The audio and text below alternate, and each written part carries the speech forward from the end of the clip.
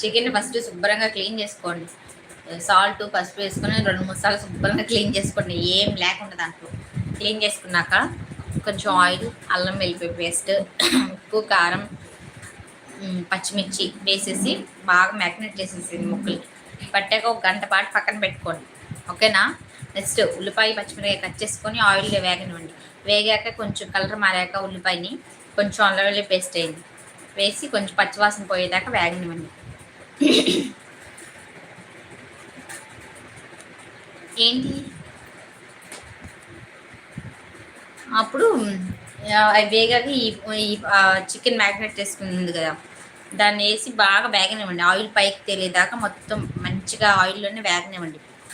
తర్వాత వాటర్ పోసుకోండి కొంచెం ముక్క ములిగేదాకా. ఆ వాటర్ అంతా దగ్గరగా అయ్యేలోపు చికెన్ కూడా మెత్తగా ఉడికిపోతుంది.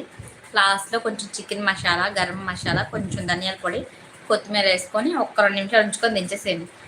చికెన్ కర్రీ అయిపోతుంది. ఓకేనా?